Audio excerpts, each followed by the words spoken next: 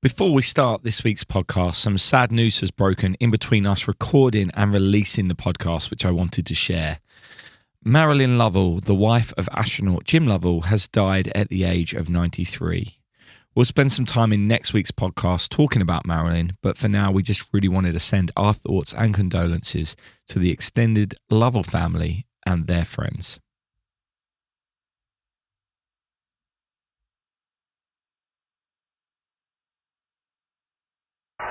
It's our third birthday, so we wanted to do something special for this week's episode as we look back at one of the big moments in spaceflight that has occurred in our 3 years of podcasting. Yeah, definitely one of my favorite moments, that's for sure. Today we interview Chris Sembroski from the Inspiration4 crew.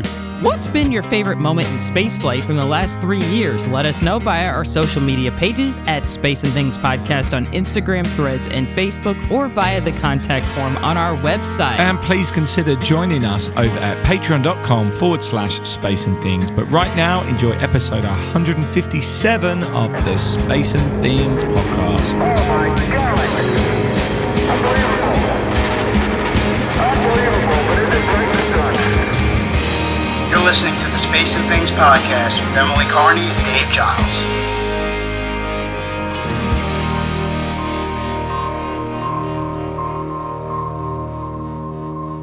I'm Emily Carney. And I'm Dave Giles, and welcome to episode 157 of our podcast. Happy birthday to us, Emily. Happy birthday. Yes, happy birthday to us. I can't believe it doesn't seem like it's been 3 years. It's gone by so quickly, but I look back at our archives and I'm like, man, we've done so much over the last 3 years and we've interviewed so many amazing people. So It is really mind-blowing to me. It's almost like I don't even believe this has all happened. It's like a dream almost. It's really cool. Yeah, I know exactly what you mean. Yeah, it's great to look back at all the things we've achieved, isn't it? It's really wonderful. It is. And I'm not saying that in like a bragging way. I'm saying it in a wow, we did that. Like, that's really freaking cool. Like, we got to talk to these people and not just talk to them, but put it sort of on the historical record. I think that, other people can go and listen to it and be like, wow, this person had some really cool insights and stuff. So really awesome. Absolutely. And I've learned so much as well. I now own a lot more books. Me too. I swear to God, half my condo is like books, and it's ridiculous. Like, I need to get a storage unit, like, for real, ASAP. Absolutely. And there's been some wonderful things happen over the last few years in the world of spaceflight. It feels like a good time to have been putting together a space podcast, a weekly space podcast, because there's so much going on. I mean, even if you look at the contrast between how much is going on week by week now compared to when we started, it seems to be a lot more. So I think we definitely got in at the right time in terms of doing this. Just so much is going on, and as you said, it seems to be ramping up a lot. Yeah. Over just the last 3 years, even since we started. You look at the number of space stories then versus there's headline news probably at least once a week, or at least once a month over something in spaceflight, which is really wonderful to see, because honestly, people were not paying a lot of attention. And I think now things have changed a little bit over the last 3 years. I really do. Absolutely. And it's all down to us, obviously. Yeah, we did that. Yeah, we take full credit for it. I'm kidding. We did it. We did all that. Because, oh my God. We take full credit for it. I'm sitting here in my pajamas with a giant zit saying that with like a full seriousness. Like, yeah, we changed everything, and we're the. Anyway, on to this week's main feature. Let's get cracking, shall we? So, in February 2021, during the halftime of the Super Bowl, I believe that's a sports event, a TV ad announced that Jared Isaacman was looking for crewmates for his upcoming spaceflight. The billionaire who founded Shift4 Payments had become a SpaceX client, and it was going to become the first orbital spaceflight with only private citizens aboard. Not only that, but he wanted to raise hundreds of millions of dollars for St. Jude Children's Research Hospital, with Isaacman donating $125 million of his own money. I was skeptical about this whole endeavor at first, but I will soon one over. There was a Netflix series called Countdown, which came out before the flight, in which we saw the crew meet for the first time. We saw them train together and prepare for this mission. And then the mission launched on the 16th of September 2021. And for 3 days, we enjoyed the fact that there were normal people floating around in a spacecraft around the Earth. The mission had a crew of 4, Isaacman, who is also a jet pilot, as the commander. The second crew member to be selected was Haley Arsenault, a physician's assistant at the Children's Hospital and a bone cancer survivor herself. The hospital was asked to pick someone they wanted to represent the hospital, and Haley was chosen. At the time, she became the youngest American to orbit space and the first person with a prosthesis. The hospital also raffled off a seat, which Chris Sembroski won, having donated $50 to the hospital. The final seat was won by Cyan Proctor through a competition run by Shift4 Payments, which rewarded the best business idea to make use of Shift4's commerce solution. So some of you may remember us covering this extensively, but we've yet to interview any of the crew. And while it may have been 2 years since that mission, it is still one of my personal highlights, if not the highlight of spaceflight over the last 3 years of us making these podcasts. Isaacman is also in training for his next flight, which is called Polaris Dawn, and that's currently scheduled for no earlier than December of this year. So we intended on doing more on that closer to the time, but this interview certainly helps us start gearing up towards that mission and also to look forward to the future of commercial spaceflight. It's also really interesting to listen to this interview after last week's Jack Lausma interview. We recorded these on the same day, so it's really interesting to compare the two. A 1960s NASA astronaut versus a modern-day commercial astronaut. So certainly two very different perspectives on that experience. Sembroski is a former Space Camp counselor and served in the U.S. Air Force, maintaining a fleet of Minuteman III intercontinental ballistic missiles and deploying for service in Iraq before leaving active duty in 2007. He now works as an avionics testing engineer for Blue Origin's New Glenn program. This is Blue Origin's reusable rocket, which stands over 310 feet, or 95 meters at Dave's speak, which is nearly as large as the Saturn V. That's immense. That's huge. Yep. We spoke to Chris while he was at his home in Seattle, and we hope that you enjoy this interview with Chris Sembroski. Celebrating 3 years of transatlantic podcasting. This is the Space and Things Podcast. All right. So welcome, Chris. Thank you so much for joining us for our 3rd birthday episode on Space and Things. We like a good scene-setting question, so let's get back to the start and find out your origin story. So what prompted your interest in spaceflight? Oh, my goodness. I think it has to do with just lots of different things in elementary school. Probably my dad convincing me to get involved with building a model rocket with him, which Nice. I promptly lost in the trees of Florida. But it was a really fun thing to do, to kind of just see what we could do with a little bit of a model rocket, smell that black powder. But at the same time, just a couple years earlier, I remember watching the TV set that they rolled into my first grade classroom. And as strange as it sounds, it's the Challenger accident also just kind of prompted an excitement and enthusiasm to kind of understand what was this about? Why was everybody so excited?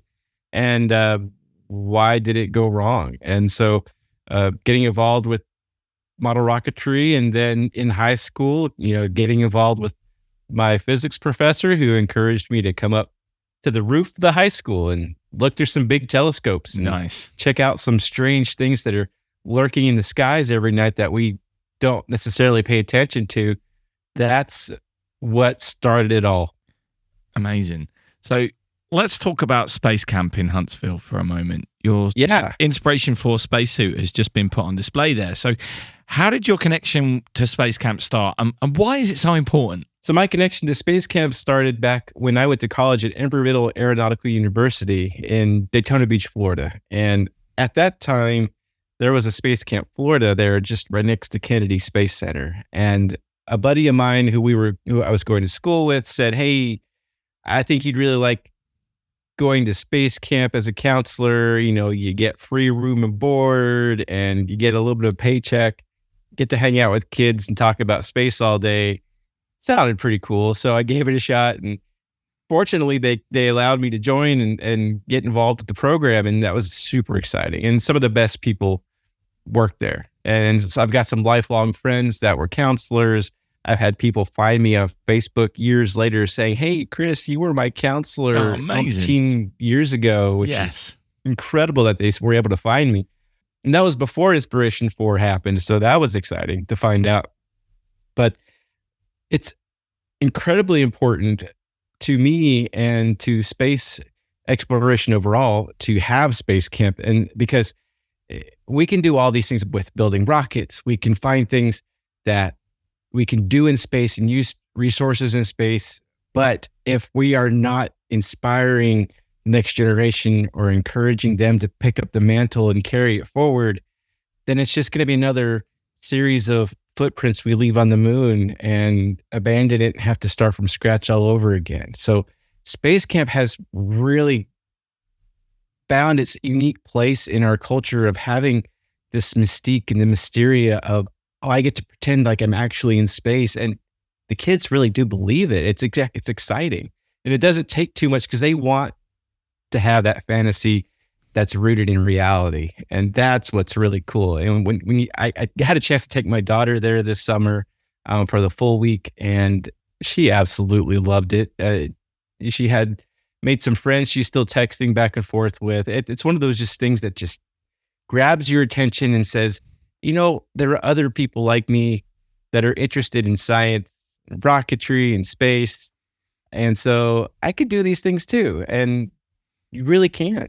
So let's fast forward to 2021 when you were selected to be part of Inspiration4, one of the first non-NASA astronaut orbital space flights. So you are an Air Force veteran. Did that, in a way, prepare you for space flight? And what else did you and your crew do to prepare for your time in space? So being a veteran is kind of a byproduct of my love for space. So as I was leaving space camp and I was leaving college, I wanted to stay closely connected with space. Everybody was telling me at that time I would had a higher chance of being an NBA basketball player than, going to space as an astronaut. And so knowing my brother managed to get all the athletic genes in the family, and I knew that probably both of those are not in the picture. So I wanted to stay close to rockets. I wanted to stay close to space. And so I signed up with the Air Force thinking that was going to get me closer and I'd stay with rockets. And I did, except it was the rockets out in the middle of Montana that don't go anywhere, thankfully. Those are the ones that, have a big payload on the end of them that we don't want to share with anybody. So, but I managed to maintain those while in active duty. And in the middle of Montana, it's extreme environments, and going through military training, you really do get used to being uncomfortable, but still performing. So you still have to do your tasks. You still have to function at a high level. And so if anything, those experiences in the military translate directly to spaceflight, because not everything is comfortable and fun, but you have to do it. I mean, if it's just for the safety of your crew or whatever it is, I mean, it's a small space in space and you all have to work together to be successful at it. And as it turns out, what we did as a crew was somewhat reinforcing those ideas. We did things like hike a volcano in the snow and sleep on the icy, snowy glacier at the top of Mount Rainier here in Washington State for a couple of nights to really drive home the point that we're going to be comfortable feeling uncomfortable. And I think that was an incredible thing to see, that not only did each of us feel okay in adopting that ideology, none of us gave up. And so all four of us really showed that we were going to support one another and not quit, even though it was a challenge. I can only imagine. Yeah, I'm a Florida girl, so that cold glacier sounds a little sporty to me. Right. So back to, the relationship you all had as a crew. You and the rest of the Inspiration4 crew really seem to vibe well with one another and have a real closeness, which really you don't always find among teams. So what kinds of things, other than the glacier, contributed to that? as well as, as the human relationships factor is really significant in spaceflight. Right. I mean, especially you start building out these long duration missions, right? You see folks go up to the station for 6 months, and it's not all about like who's the best, who's the toughest. It's who do I want to hang out with for months on end and, get to know and be okay with their weirdness and their quirks. And fortunately, the crew that formed with Inspiration4, they didn't kick me out the door when I started talking dad jokes or anything like that. So that was a positive for me. But really, I don't know exactly how it all came to be that the four of us ended up being the crew that we were, but it really was unique in the fact that we all brought different strengths with us. In fact, we did some personality assessments, and all of us checked the boxes for 4 major quadrants of this particular test so that we had somebody in our crew that had strengths in at least one of the major areas. And so we knew who to rely on or go to if there was an issue that required a specific skill or someone to listen or you name it. And I don't know exactly how that worked out, but we really just lucked out in getting a crew that just jived and meshed well together. I mean, I don't know if you heard about us doing a record-breaking simulation with SpaceX, but we did a 30-hour-long simulation in the simulator there at Hawthorne at SpaceX. And, we've got gravity still, but we didn't leave the platform. We didn't leave the simulator capsule for 30 hours. And when our time was done and it was time to exit, we're like, oh, we're done? You sure? Did you guys get all the data? Because we're good here. We could hang out longer. And I think that was the kind of the surprise for all of us, realizing we're going to be fine hanging out. And plus, you can do anything for 3 days with anybody, I would think. Well, most everybody, but for our crew, we were really, honestly, really well put together in a way that nobody could have planned. That's the crazy, I don't know if irony is the right word, but it's the crazy thing about it as well, isn't it? Because it was very random how you were selected. So for that to have happened is quite amazing in many ways, isn't it? There's so many reality TV shows where they put people together and they really work to try and either make people work together or not work together. And not that you were a reality TV show, but they just selected 4 people. Well, Jared obviously was Jared, and it worked. And you think about it in that sort of sense, and there was a lot of risk for Jared setting up the program that way, right?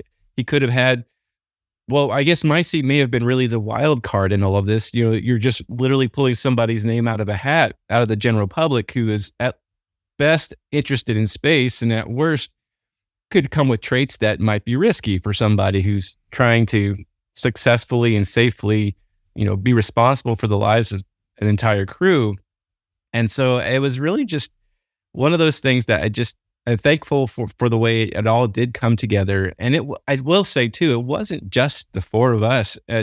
It's the people that surrounded each of us individually that kind of expanded our own families. So I know that anybody that Cyan brought in, and my wife kind of took a liking to, and so she claimed them as her family, and it went on for all the crew members. There were people that we all brought in that I look on Facebook now and they're like best friends. And Nice. Like, how did they make this connection? Oh, that's right. And now they're constantly communicating back and forth. I love that. That's amazing. So we've had a great question from one of our Patreon subscribers. Wizzo has asked, as an engineer, what systems or technical aspects of the Dragon spacecraft did you find most innovative or interesting? I honestly think it was probably the touchscreen displays. We have all these iPads and these apps nowadays, right? And anybody can create a user interface, but the way it was thought out and how things were connected, if you're in a certain system, it's one touch to get to, the manual that is describing that specific system. But there's a lot of human factors involved too, in terms of the colors used or the highlighting to say what's on versus what is off. I think just seeing that and how well thought it was put together, that was super impressive to me. And knowing that you could still manipulate the screens in these thick spacesuit gloves too. And then so the thought, golly, see, now you're making me think about other things as well, like the spacesuit gloves that you could still manipulate the touchscreen, but the suits themselves and the gloves and the detail and the literally hundreds of measurements that went into making our suits custom fitted for each of us individually, and the attention to detail that those suit designers have is phenomenal. It wasn't just about being functional and being comfortable, but before we would go and get a picture taken or walk out where other people would see us, I remember the suit technicians coming up and, just kind of pressing our fronts down or tightening our shirts and making sure like the Velcro that's in there to keep the shirt front flat is in place. So there are things like that show you that little bit of attention to detail is incredible and well thought out. All right. So this next question, I might regret asking it, but there is a huge debate, as you probably know, over what makes an astronaut a, quote, astronaut. So on the internet, many argue that non-NASA astronauts don't count as, quote, actual astronauts, which to us is ridiculous if someone, regardless of affiliation, has spent several days in Earth orbit, as you have. So what do you have to say about, or to the people who think astronauts aboard privately funded space flights aren't real astronauts?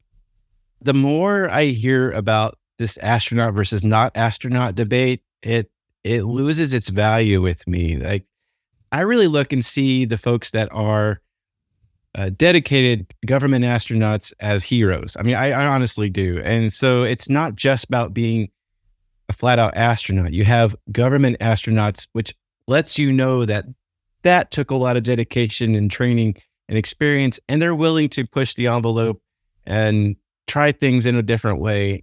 But then you start talking about commercial astronauts or non-government astronauts, and that tells another story completely.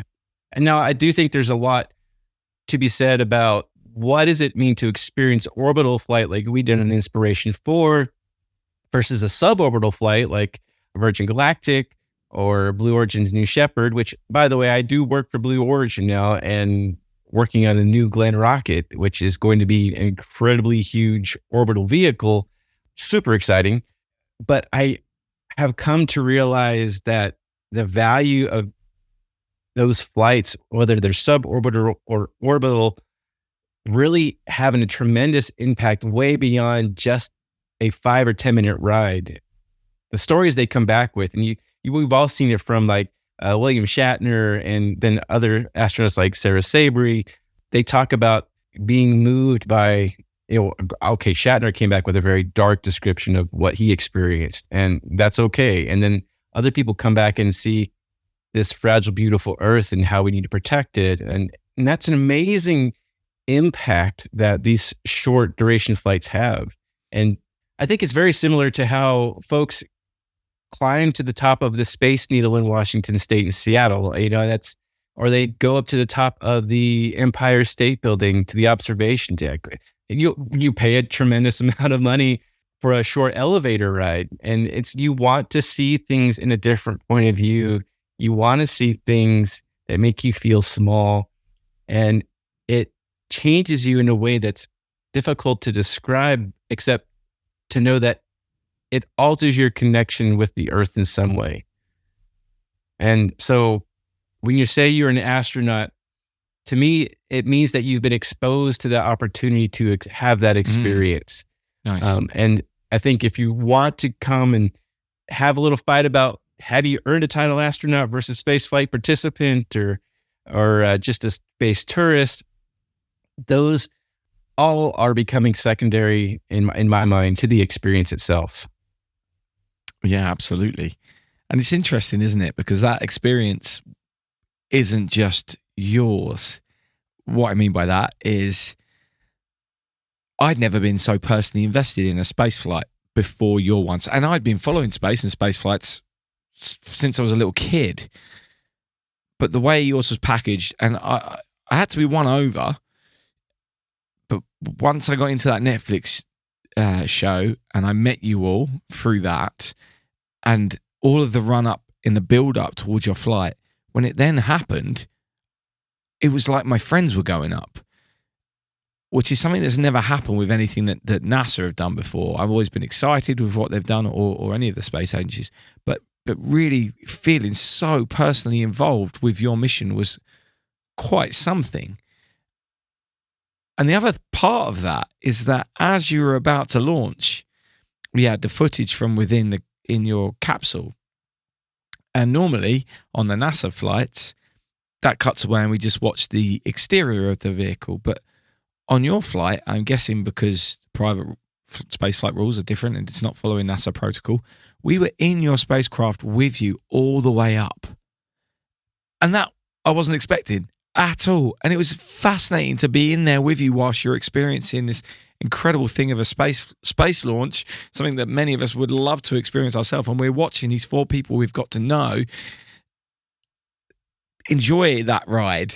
Now, I want to know was that discussed beforehand? Because that could have gone horribly wrong. Oh, gosh. Well, okay. So there's 2 answers to this question. I just this fact that you're talking about, you're realizing that you're with us the entire time. On one side, I forgot how emotionally connected I get with seeing other humans launch to space, no matter what the vehicle is. And we're all wielding those vehicles, to get safely past max Q, and and so you're like, come on, do it, get there. And then the engine's cut off and you're like, oh, okay, my shoulders relax. I can take a deep sigh of relief. They're in space. They're through that really dynamic part of flight. And I had forgotten about that as we were flying, but was very much reminded when I went back and watched the documentary on Netflix and saw the launch, and then hearing the cheers and the claps during the countdown from all the folks outside Mission Control there in Hawthorne. That moved me in a way that I was reminded that, okay, yeah, you guys were there with us the entire time. And then being reminded, we would get status updates on the flight about how the fundraiser was going up until, just before we lifted off. There were opportunities where you could donate to the website and get a patch or get a pin or get some swag. But as the flight kicked off and we were going through, there was no more like, hey, give a little bit, we'll get a little bit, and you're not going to get any more swag. Or people just started giving because they were inspired, and that's an incredible story in of itself. I mean, we raised tens of millions of dollars just by orbiting the Earth and just being ourselves and trying to do something good for humanity while we're out here floating at 590 kilometers. And yeah, that it doesn't always register when you're in the moment. But when you look back, you're like, holy cow, yeah, you guys were with us the entire way, even if we didn't know you were there all the time.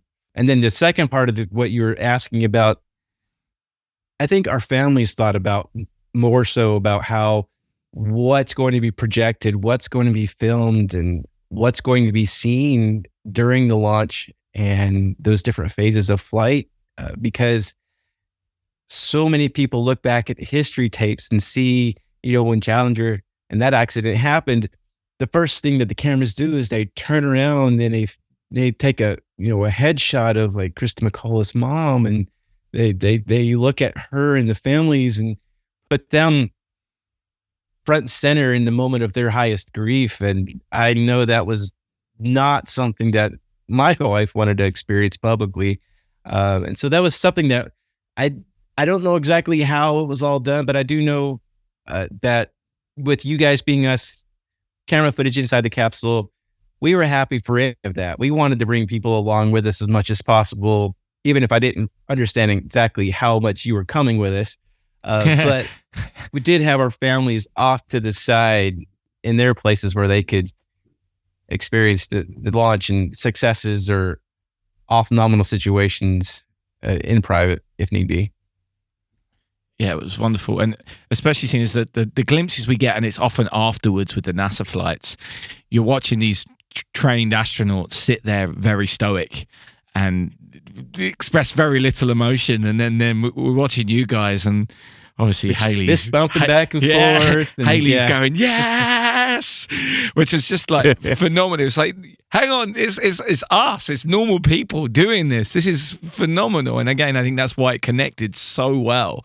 It was just like, yeah, this finally, my dream of having this opportunity may come true, because I'm watching it happen right now. And that was really something. So what that leads me to say is, it must have done, but has this whole experience changed your life? Not only have you now been to space, right, but you're a Netflix star and you're friends with a billionaire and you get flown places to pick up awards, or has that stuff all died down a bit now? Oh, that's tamped down quite a bit. And I'm mowing the lawn every week, taking out the garbage. I don't know if you can hear the squeals of the garbage truck going by as we're having the interview. But I've got 2 girls to raise, to put through school, and so being a dad is where I am right now. And I think the way it has changed me is that I kind of just think about things in a little bit broader perspective, and go about things thinking that, all right, there isn't really anything I'm trying to sell to anyone, from any sort of, trying to climb a corporate ladder. Going through this experience almost gave me a sense of freedom and release to just be me. I'm going through this. I've said yes to the idea of being put on a couple of million pounds of thrust on a launch pad.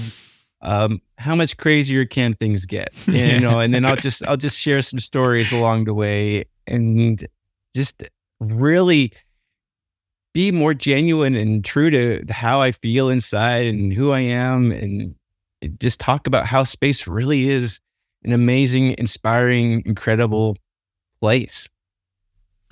And you must have been asked this a million times, but was there one moment when you were up there that just was better than the rest? Oh gosh, just one? Well, if you got more than one, you could have more than one. But I'm just wondering if there was one moment, like, was it when that window was revealed and you got that look, or was there other moments that really just made you go, oh my God, this is everything I wanted and more, or maybe not?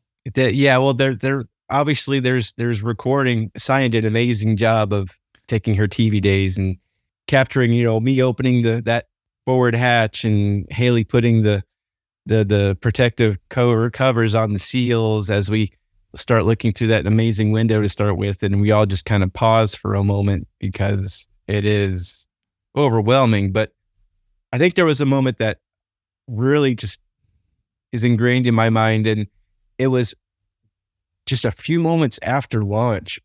We got up into orbit, and, we launched at about 8:00 at night. And so we launched towards the east. We launched towards the night side of the Earth. And so we're going over Europe or Africa, and it's dark. It's nighttime. A few minutes later, though, we're still sitting in our seats because we're waiting to get to a place where we can circularize our orbit, get to the right altitude. And as we start to come around the other side of the Earth and experience our first sunrise, we can't run to the window yet because we're still strapped in. But the sun, from the way Dragon's oriented at this point, just beamed in from one of the side windows and hit the opposite wall over on Haley's side of the spacecraft with this most incredible, brilliant, bright white pureness that is something I'm never going to forget. We had all this LED lighting and artificial lighting and reflected light off the Earth during our mission. But that moment when the sunlight came directly through our window and just illuminated the entire interior of the capsule, it's like a breath of fresh air. It's about how it's just like, if your eyes could take a deep breath, that's kind of how the sun revealed itself in its light to us without any filtering from the atmosphere. Amazing. Wow. Yeah. Oh, oh boy, I don't know how I can follow this up. Well, you see, and obviously I got to probably write some of these things down. So, hey, I'm glad you're recording this. So. Yeah. No, we'd love to see a book. We'd love to see a book. So let's bring us up to date. So you work at Blue Origin. You said you were working on the New Glenn rocket, which is a big orbital rocket. So how does your spaceflight experience, especially, you know, as you've said, seeing the sun and having, you know, those visions of Earth from the Dragon capsule, how do those things inform you at your day job now? Right. So they keep things in perspective. And I think we all get stuck in the mundane day-to-day tasks where we're checking emails, we're responding to meetings, and we're going through budgets and spreadsheets. And that's true in pretty much every industry. But I'll just minimize all my windows and look at my backdrop of my desktop. And I have intentionally put images I took from space to say, okay, this is why we're doing this incredible blue planet that we are all trying to live on and work together on as we're trying to grow and protect and do really cool things with our lives and these adventures out in the space. Is that it's that inspiration that kind of just reminds me that this is why we're doing that. Yeah, that's amazing. Well, thank you so much for your time this afternoon. It's evening for me. I always forget that. This really has been wonderful. I had a smile on my face the whole of this interview. So thank you so very much for your time. Are you going to be at the Polaris Dawn launch? Is that the plan? Will you be supporting those guys? If I can get down there, absolutely, 100%. I'll be down there somewhere. They better not keep me away. Yeah. Yeah, it's exciting times. Well, we wish you all the best and good luck at Blue Origin. I hope that continues to go well. And hopefully we'll see you around soon. Awesome. No, thank you guys. It's been really fun. Thank you. Don't forget to leave a rating or review on your podcast provider, and please consider sharing Space and Things with your friends. When his name got picked for that mission, there is no way that they could know that they got the right person in that instant. But could you imagine a better person, a better ambassador for space? Like, listen to that interview and tell me he's not perfect to have that experience. The perfect person to have gone through that and come out the other side and tell us about it. Absolutely. We expect it from media-trained astronauts, so on and so forth. But this is just a regular person who went to space, and yet he's so eloquent. Exactly. And I think that's a great point that you brought up, that, you know, nobody really had any expectation from the members of Inspiration4 because they weren't people we were familiar with yet, really. I mean, we knew a little bit about Jared Isaacman. Yeah. I knew a little bit about Cyan Proctor because I'd followed her on social media, but I didn't know anything at all about, you know, Haley and Chris. I knew nothing about them. So they were completely unknown quantities. And I was thinking the same thing. I'm like, man, they're just throwing 4 people together. How's this going to work out? You know, because relationships can be tough, you know, and teamwork can be tough as well. I mean, there are teams that have been together for a long time, and as we've seen, you know, in all sorts of professions, not just spaceflight, they've broken up, you know, and stuff just because of whatever. And they just seem to work together. I watched the documentary. I followed their mission, you know, and everything leading up to it. And I'm like, they just vibed so well with each other. And yeah, like you said, Chris seems like one of the perfect person to be selected for that space flight. Absolutely. Him and the rest of the crew, they just got they got the job done. I mean, they did it well. And I really on Space Hipsters and other groups, and this is why I brought it up during the interview. You know, there's this debate about, you know, well, these people aren't astronauts because they're not NASA astronauts, and that's not a slam against NASA astronauts. You know, I understand they went through school for a very long time and trained for years and years and years and years to get where they are. But I'm sorry, if you've gone into Earth orbit, if you got the bravery, I guess, to strap on a rocket that has millions of pounds of thrust and ride it to orbit, you're an astronaut. In my opinion, you're an astronaut.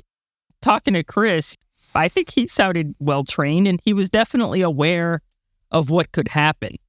I think an issue that some people might have with NASA astronauts is they probably have a feeling, well, they're probably not aware of the risk of it. And I think he was very well aware of the risks of this flight because he brought that up during the interview, like your family could potentially see a tragic event. Yeah. I definitely think this was the right person to be on that flight. And it wasn't just a contest, I guess, is what I'm trying to say. I mean, or it may have been a kind of contest, but it worked out just perfectly.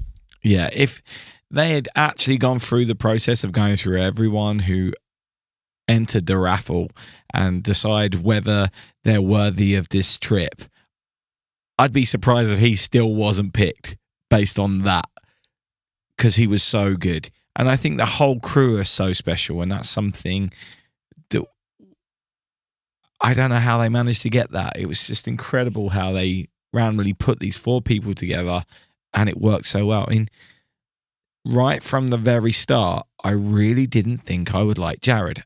What could I possibly connect with this billionaire? And I know some people may criticize me for that opinion, but I didn't think I would. And yet I did. I thought he was incredible. And that really surprised me as well. I didn't expect that. I didn't expect to be wowed by Jared. I thought I might be inspired by the others, but he was the unknown. Yeah, I didn't think I would like him. Like you said, I grew to like him, because I thought he was a good boss. Great leader. Yeah, and he just showed leadership so well, and you could see how well he put that team together, or how he made that team come together beyond just the fact, okay, here's what we're doing, and how they all respected him so much. You could see it. It was genuine. It wasn't just, this guy's paying for our space flight and I'm going to be nice. You could see there was genuine respect there. Exactly. And that's got to be earned. It's not something you can buy. Yeah.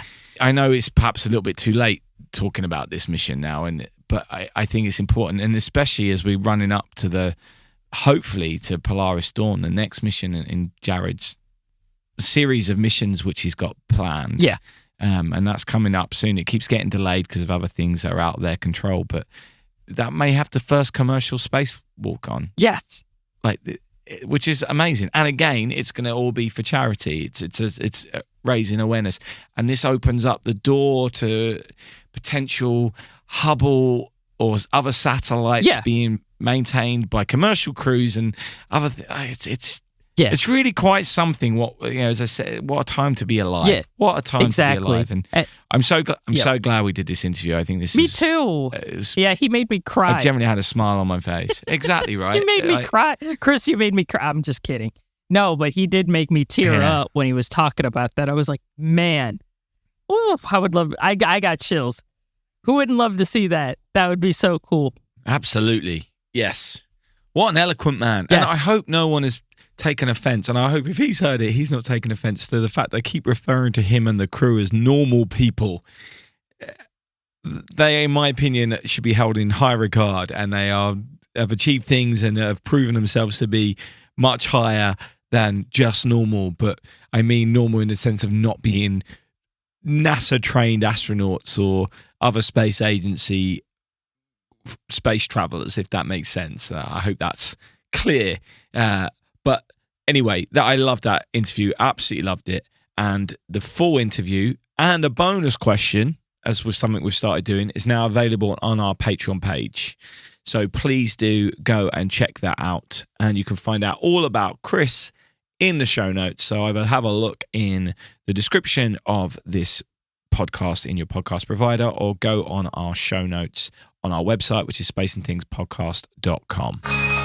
To submit questions for any of our upcoming guests, join us on Patreon, www.patreon.com/spaceandthings.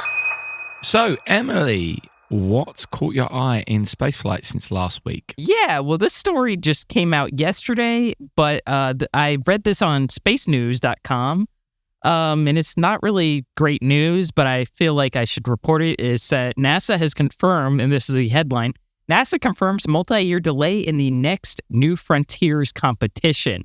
Now, for those of you who don't know, New Frontiers is a planetary science mission, like a program. So right now they're looking for a new, they were looking for a new New Frontiers mission. They have selected 4 of them, which was New Horizons, which is still functioning, Juno, OSIRIS-REx, and the 4th is Dragonfly, which is a Titan mission, and currently it's being developed and being launched hopefully in 2027. Basically right now is because of budget issues, NASA is delaying the release of the call for proposals for the next planetary science mission, which really kind of stinks. According to this article, NASA had been working towards a release of the final AO for the New Frontiers mission in November. Basically, that would mean that, the scientific community would give their ideas for such a mission. So it kind of stinks that this has been delayed due to budget cuts. And we really, honestly, on Space and Things, we need to get somebody who's like a space policy expert to discuss, the budget and how that really works. Because I'll be honest, I'm not the right one to discuss that kind of topic. So I would love to get somebody who is a space policy expert who can really discuss, like, why is the NASA budget, why is it what it is? Why does it face so many of these delays? And why are certain missions just, that look amazing or cut out? If you look back at like New Horizons, for example, the mission that first explored Pluto and the Kuiper Belt, it was almost chopped a few times. I mean, it was almost canceled, and it really did take forever to be realized and launched. It took, I want to say, over a decade. It wasn't like they developed it and it just happened all of a sudden. And you contrast that to missions, and granted, NASA was dealing with a different budget back then, but you look at like the Pioneer missions that NASA aims at, Pioneer 10 and 11, those took a very brief time to really develop. But that news kind of did sadden me. I don't like to have negative news about spaceflight, but it did sadden me because I would love to see more really cool planetary exploration missions. We've seen how cool New Horizons was, and we've seen how awesome Juno is and also continues to be. It's orbiting Jupiter. It's taking these really unprecedented images of the planet and the moons and things like that. So not very happy news, but I felt a need to put it out there. And I'd certainly like a return to more awesome planetary science missions in the future. Yeah, I love these missions. I know. And I think they're really cool. They do more than people think in terms of outreach as well. Yeah. I think they connect with the public in ways that probably were unexpected. Like there is a whole Twitter page or X, whatever you want to call it, which is just photos, daily photos from Juno, and every day they post a different photo, and they're so cool, and they get retweeted so many times, and that makes a huge difference in outreach and inspiring people to want to find out more. So it's obviously not just photos, but it's things like that which really do make a difference. And can you put a value on that kind of stuff? Well, you probably can, as someone is. Now, good news, though, Emily, is that we mentioned about getting someone on to talk about policy and budgets a few weeks back, and a few of our listeners messaged the same name saying, this is the person that we have to get on. So I will be emailing that person this week. Excellent. To try and make sure that we can get that to happen. And thank you to our listeners for hearing us and actually trying to help us out, because that makes a big difference. Absolutely, yeah. In terms of helping us out and making sure that we get the right guests on to talk about things. So thank you. Yeah. That. Absolutely. Thank you. And we've wanted to get somebody who's an expert on that for a long time on the show, because I just find it a very complex issue, and I would feel comfortable talking to somebody who can break it down for me. Yeah. So not very happy news, but it also kind of speaks to how difficult it is really to do these planetary missions as well. I mean, they require a certain amount of budget because they are very complex. If you look at what OSIRIS-REx did in some of the photos from it, I mean, it's just mind-blowing. It's almost like, I don't want to contribute to conspiracy doofuses out there, but it looks almost unreal because it's something that's almost from science fiction. It kind of speaks to how difficult and complex these missions really can be, and how NASA and JPL and associated contractors, they make it look easy, but it's, as we know, it's And they make it look easy like an Olympic athlete makes what they do look easy. So anyway, so Dave, what has caught your eye this week? Well, it's probably just the headline stuff, really, that's caught my eye, because there's been some great headlines. Yes. More positive stories. Crew 7 is now at the International Space Station after a successful launch, which is great news, and that means that Crew 6 will be coming home soon, so we'll have a splashdown soon, which is always fun to watch, and fingers crossed that goes well. The India moon landing was just amazing. Yeah, I knew you would talk about that, and I'm sort of still mind blown at just everything, and I plus the emotional, like just seeing their controllers and everybody freak out. That was wonderful. It was great to watch. It was wonderful. It was one of those things that just makes your soul feel better because you're like, man, and they've really been trying for a long time with this, and they just got it right. And the pictures that are coming back are just amazing. That was really good for the soul. I loved seeing that, and I loved seeing everybody celebrating, and oh God, that was awesome. So very happy news. The first mission to the South Pole as well, which I believe. That is crazy. So, and it's already sending back, because you said great photos and data. We've had the first temperature reading from the South Pole. Wow. It's that kind of stuff that we're getting, and scientists have probably got a guess of what the temperatures are in these places, but now we've got an official reading. It's that kind of thing, isn't it? We're like, that's why, as you talked about, these missions, these robotic planetary science missions, are really important. They really do teach us so much about how our extended environment away from our planet works and what we are part of. It's just amazing. I'm really pleased that they got it right. And there's been so many near misses recently with the moon that actually this one, it feels good to have got one right. And a new country on the moon as well, which is amazing. Awesome. So well done to the Indian Space Agency for that. That's I will of course post lots of links to these things in the show notes, and also whilst we've had an episode about commercial spaceflight, Virgin Galactic are planning to launch their next tourist flight on September the 8th, which is great news. I don't think they've currently announced, as we're recording this, I don't think they've currently announced who the crew will be. Tickets are $450,000, which is a little bit more than the $50 that Chris Sembroski paid for his orbital flight. But that's a whole other thing. He got a good deal. He did all right, didn't he? He did all good. right. Yeah, he did really good. Yeah, exactly. And also, it looks like we're going to see another Starship launch pretty soon. Elon is saying that it's going to go soon, and there was a refiring of the booster on the pad in Boca Chica recently, which is pretty cool to have seen. So yes, more exciting times coming up as well. Absolutely. It's no secret that space is hard, but finding space and things isn't. You can find the podcast on all major platforms. Thank you so much for listening. I know we recently made a big deal out of our 150th episode. So now having another celebration might seem a bit much, but 3 years to me is worth celebrating. We still haven't missed a week, and we've interviewed, as we said earlier, we've interviewed so many amazing people. So thank you for all who continue to support us. We really do love doing this. And a big thank you to Nick Angelica as well, one of our Patreons, for providing this week's stings. Cheers, buddy. Yes, thank you again so much. And thanks to Andrew and Maddie for joining us on Patreon in the last week. Please consider joining if you haven't. You can do so by heading to patreon.com/spaceandthings.